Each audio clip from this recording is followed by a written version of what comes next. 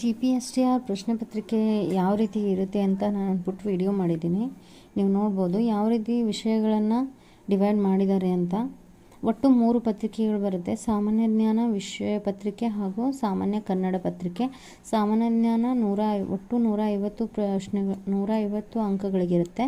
Kannada 25, English 25, ಶೈಕ್ಷಣಿಕ ಮನೋವಿಜ್ಞಾನ 50, computer ಸಾಕ್ಷರತೆ 10 ಅಂಕಗಳಿಗೆ, ಮೌಲ್ಯ ಶಿಕ್ಷಣ 10. ಇನ್ನು ಜನರಲ್ ಆಗಿ ಮೆಂಟಲ್ ಎಬಿಲಿಟಿ ಜನರಲ್ ಕ್ವಶನ್ಸ್ ಒಟ್ಟಾರೆಯಾಗಿ 150 ಅಂಕಗಳಿಗಿರುತ್ತೆ. ಇನ್ನು 2ನೇ ಪತ್ರಿಕೆ ವಿಷಯ ಪತ್ರಿಕೆ ಆಗಿರುತ್ತೆ. ಅದು ನಿಮ್ಮ ಮೇನ್ ವಿಷಯದ್ದಾಗಿರುತ್ತೆ. ನಂದು ಗಣಿತ ಮತ್ತು ಭೌತಶಾಸ್ತ್ರ ಇರೋದ್ರಿಂದ ಈ ಸತಿ ಏನು ಮಾಡಿದ್ದಾರೆ ಅಂತಂದರೆ CBZನ ತೆಗೆದುಹಾಕಿ, ಅಂದರೆ ಗಣಿತ ಮತ್ತು ಭೌತಶಾಸ್ತ್ರ ಎರಡನ್ನೇ 150 ಅಂಕಗಳಿಗೆ ಇಟ್ಟಿದ್ದಾರೆ. 3ನೇ ಪತ್ರಿಕೆ ಯಾವುದು ಅಂತಂದರೆ ಭಾಷಾ ಸಾಮರ್ಥ್ಯ, ಒಟ್ಟು 100 ಅಂಕಗಳಿಗಿರುತ್ತೆ.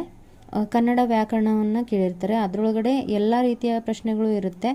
ನುಡಿಗಟ್ಟುಗಳು, ವ್ಯಾಕರಣದಲ್ಲಿ ಬರ್ತಕ್ಕಂಥ ಸಂಧಿ ಸಮಾಸಗಳಾಗಿರ್ಬೋದು, ಗಾದೆ ಮಾತುಗಳಾಗಿರ್ಬೋದು, ಒಗಟುಗಳಾಗಿರ್ಬೋದು, ಆಮೇಲೆ ಬಿಡಿಸೋಂಥದ್ದು ಪ್ಯಾರಾಗ್ರಾಫ್ ಆಗಿರ್ಬೋದು. ಈ ರೀತಿ ಒಟ್ಟು ಪ್ರಶ್ನೆಗಳನ್ನು ನಾವು ಈ ಒಂದು ಪತ್ರಿಕೆಯಲ್ಲಿ ನೋಡ್ಬೋದು. ಒಟ್ಟಾರೆಯಾಗಿ GPSTR ಎಷ್ಟು ಅಂಕಗಳಿಗಿರುತ್ತೆ ಅಂತಂದರೆ ಒಟ್ಟು 400 ಅಂಕಗಳಿಗೆ ಇರ್ತದೆ.